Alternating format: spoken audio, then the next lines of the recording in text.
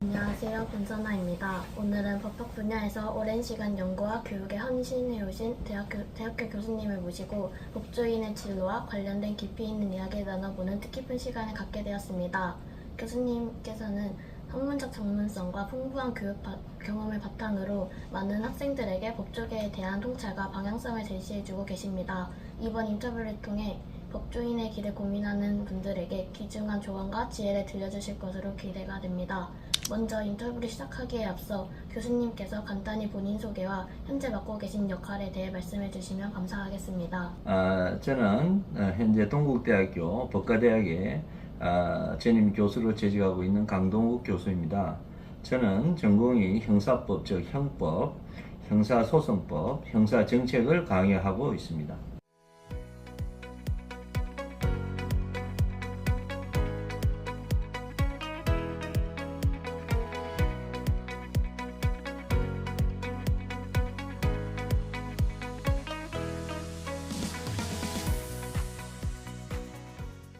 먼저 많은 직업 중에서 법조계의 길을 선택하게 된 특별한 계기가 있으셨을 것 같은데요. 처음 이 길을 결심하게 된 이유는 무엇이었나요? 네.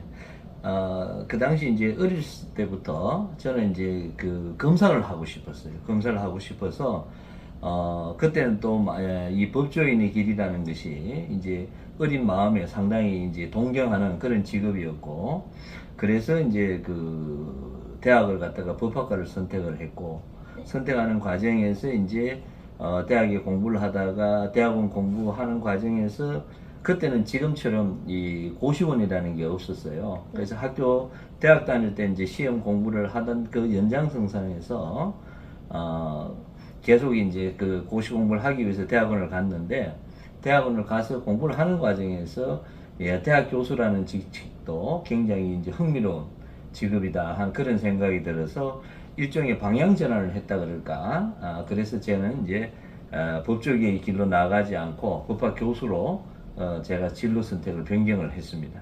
예. 그 선택 이후에 법률을 다루는 교수가 되기까지의 여정이 너무 궁금합니다. 어떤 준비 과정을 거쳐 지금의 자리까지 오시게 된 건지 말씀해 주실 수 있으실까요? 예. 그 당시는 지금은 이제 뭐 변호사 하시는 분들이 대학 교수도 하시고 또 대학 교수 하시다가 또 변호사도 하시고 뭐 이렇게 그 직역 간의 교류가 자유로웠었는데, 내가 대학을 이제 그 졸업하고 대학원을 다닐 그때만 해도 사법시험을 준비하는 사람들과 대학원에서 학문적으로 법학을 공부하는 사람이 이게 길이 나눠져 있었어요.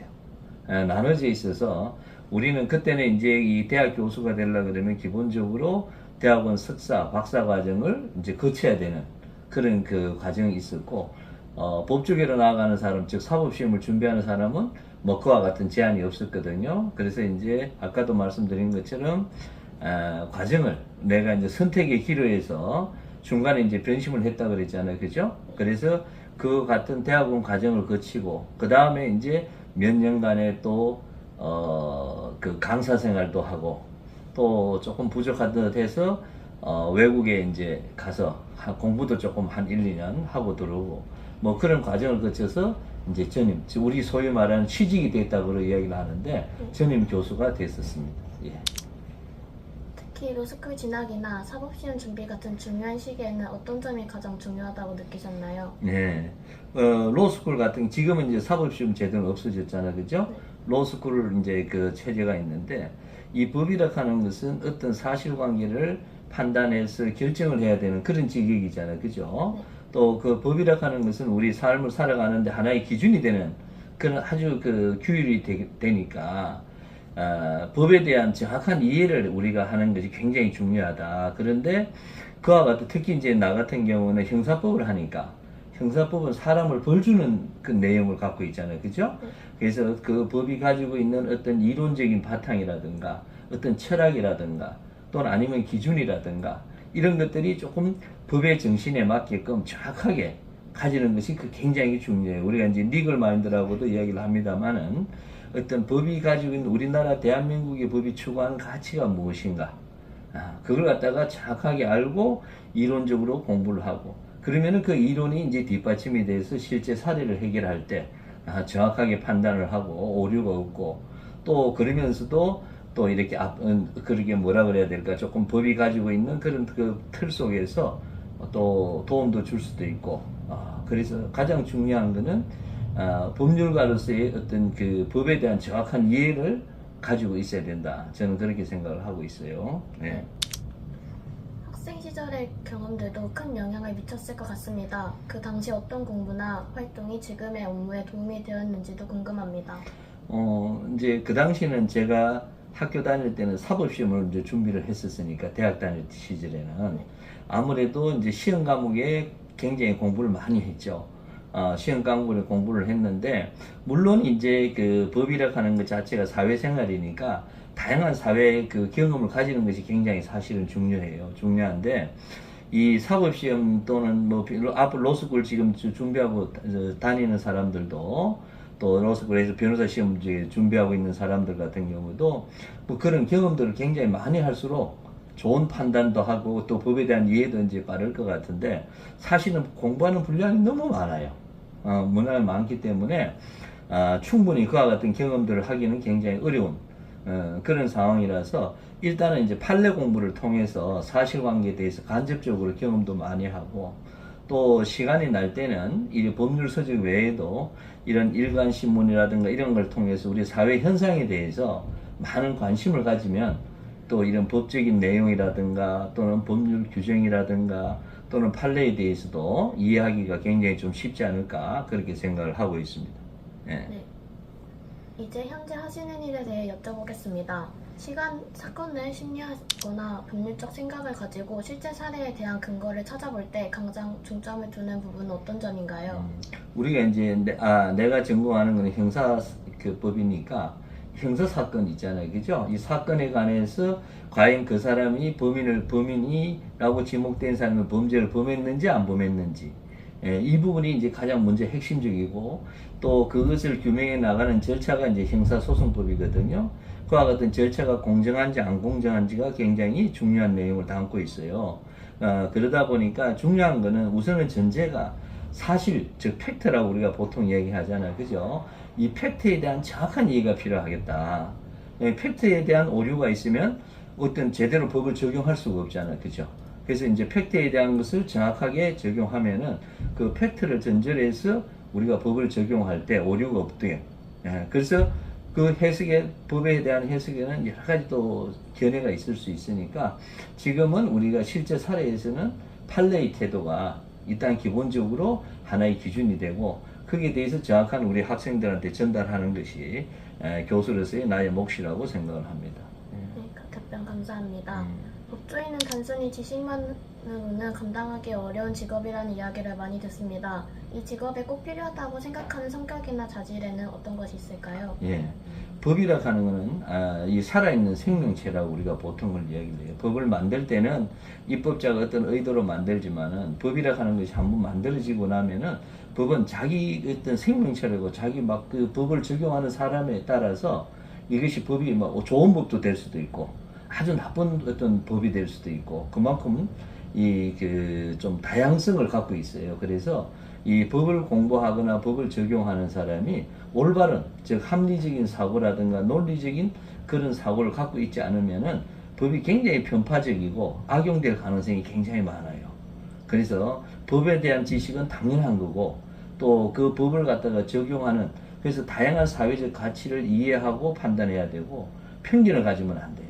편견을 가지고 자기 개인적인 신념을 거기에 법을 적용하게 되면 법에 그 사람을 살리는 도구가 되지 않고 사람을 해치는 도구가 될 수도 있거든요. 그 법을 적용하는 사람이 나쁜 마음을 먹으면 그렇게 되지 않겠어요, 그죠? 그래서 그런 부분에 법에 대한 정확한 이해도 중요하지만 그 법을 갖다가 내가 공정하게 적용할 수 있는 그런 자세라든가 태도가 굉장히 저는 중요하다고 생각을 합니다. 네. 그렇다면 지금 이 길을 준비하고 있는 학생들 또는 후배들에게 해주고 싶은 조언이 있다면 무엇일까요? 예. 법은 우리 삶의 기준이기 때문에 그 가치가 지금도 여전히 굉장히 중요합니다. 이게 법이 없다면 우리 사회가 굉장히 혼탁스러울 수도 있고 이 사회적 약자들이 보호를 못 받을 가능성이 굉장히 많아요. 대신에 그래서 이 법을 공부하는 사람은 이 법이 가지고 있는 취지라든가 목적이라든가 이런 것들에 대한 정확한 지식을 공부를 해야 되고, 그 다음에 이와 같은 본인들이 법조인이 되기 위한 그 과정 속에서 좀 노력을 많이 해야 돼요. 어설프게 공부해서 시험에 합격하는 것이 중요한 것이 아니라 법이 가지고 있는 그런 기본적인 이론적인 바탕을 충분히 가지고 법조인이 돼 있었을 때 어떤 훌륭한, 우리가 소위 말하는 훌륭한 법조인이 될 수 있는 거기 때문에 좀 더 이 공부를 하거나 노력하는 데 있어서 좀 더 이렇게 또 아까도 이야기했는 것처럼 굉장히 분량이 많아요. 그래서 인내심을 가지고 열심히 노력하면은 아마 좋은 법조인이 될 수 있지 않을까 그렇게 생각을 합니다. 답변 감사드립니다. 마지막으로 북쪽에는 사회의 변화에 따라 끊임없이 변모해 왔는데요. 앞으로의 사법 환경이나 법조인의 진로는 어떻게 달라질 것으로 보시나요? 예, 우리 이제 사회가 굉장히 지금 복잡해지고 있잖아요. 그죠? 네. 단순한 사회에서 이제는 법도 기능이 어떻게 보면 굉장히 단순했어요. 그러나 지금처럼 이제 과학이 발달하고 우리가 예측하지 못한 현상들이 많이 나오면서 법도 굉장히 분화되고 있고 굉장히 복잡하게 지금 발전하고 있거든요. 그래서 이제 법률가들도 단순히 이제 법이라는 그 자체의 카테고리에 구속돼서는 앞으로 내가 볼 때는 한계가 오지 않았는가 그렇게 생각을 해요. 그래서 이 법하는 사람들이 사회 변화되는 또 과학의 발달이라든가 의학의 발달이라든가 이와 같은 데 대해서 좀 더 민감하게 그것을 알려고 노력을 하고, 그렇지 않으면은 아마 앞으로 좀 도태되지 않을까. 단순히 판례 몇 개 외워가지고 가기에는 우리가 앞으로 AI라든가 이런 것들을 통해서 잘못하면은 이 이제 더 이상 법원이 판사가 필요 없을 그런 사례도 올 수 있거든요. 지금 일부 이제 국가에서는 이미 그런 그 AI라든가 쉽게 이와 같은 사람 거기 기구들이 실제 심리하는데 상당히 그 어떤 기초 정보 자료를 제공하는데 활용되기도 하거든요. 그래서 이 사법 환경이라는 것 자체가 법이 바뀌진 않아요. 법은 앞으로도 사회가 발달될수록 법도 역시 더 복잡해지고 분화될 거예요. 그래서 이와 같은 법이 그와 같은 바뀌는 사회 현상에 대해서 효율적으로 적응하기 위해서는 법률가들이 그와 같은 변화되는 현상에 대해서 적극적으로 같이 변화되지 않으면 굉장히 힘들 것이다. 따라서 반대로 이야기하면 그렇게 그와 같은 이 사회 환경의 변화에 적응한다면 역시 앞으로도 법은 계속 더 발전할 것이다. 법률가로서의 역할은 계속 오히려 더 커질 것이다. 그렇게 생각을 합니다. 답변 감사합니다. 교수님께서 말씀해주신 내용을 듣고 나니 법조계의 미래가 한층 더 기대됩니다. 오늘 바쁘신 와중에도 소중한 시간 내주시어 인터뷰에 응해주신 점 감사드립니다. 교수님께서 긴 시간에 걸쳐 쌓아오신 깊은 경험과 진솔한 조언들은 저뿐만 아니라 같은 길을 꿈꾸는 많은 학생들에게도 큰 울림과 귀중한 지침이 되었을 겁니다. 이번 대화를 통해 제 자신의 진로에 대해 한층 더 깊이 고민해볼 수 있는 뜻깊은 기회를 얻었으며 앞으로 나아갈 방향을 명확히 아는 데 큰 도움이 되었습니다. 교수님의 앞날에도 항상 좋은 일만 가득하길 진심으로 기원하며 다시 한번 감사드립니다. 감사합니다. 예, 수고했습니다. 반가웠어요. 감사합니다. 예.